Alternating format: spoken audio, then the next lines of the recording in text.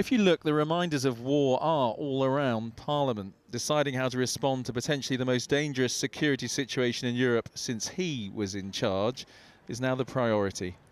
Are you going to toughen up sanctions, Prime Minister? So far, his package of sanctions against 3 oligarchs and 5 banks is not enough for many. Mr. Speaker, we all want to deter aggression in Europe. We're not dealing with breakaway republics. Putin is not a peacekeeper. A sovereign nation has been invaded. The Prime Minister promised that in the event of an invasion, he would unleash a full package of sanctions.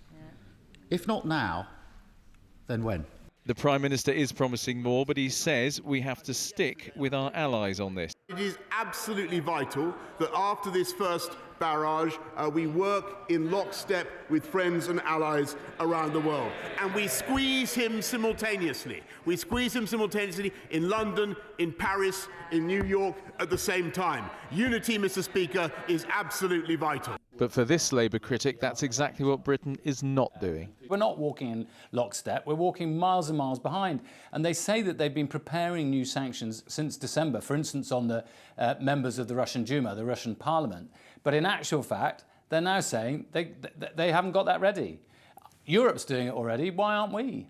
Meanwhile, the government's asked the regulator Ofcom to check whether the UK-based Russian broadcaster RT is breaking the terms of its licence. And in some unguarded remarks, the Defence Secretary had this to say about President Putin's state of mind. It's going to be a busy army. Unfortunately, we've got some busy adversaries now. Putin's gone full Tonto, I think. Whether that's correct or not, the government must now work out its response. Let's cross to Andy now, who joins us from Downing Street. And Andy, we heard that some critics are saying Britain needs to go a whole lot further. What further action could Boris Johnson take?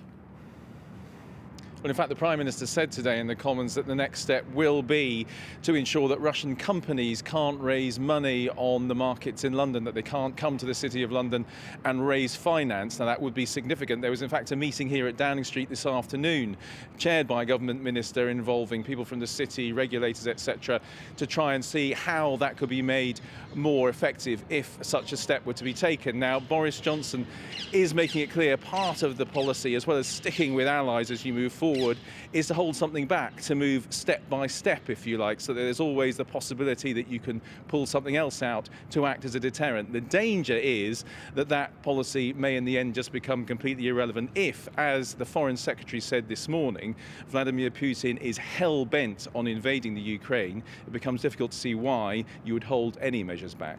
OK, Andy, thank you.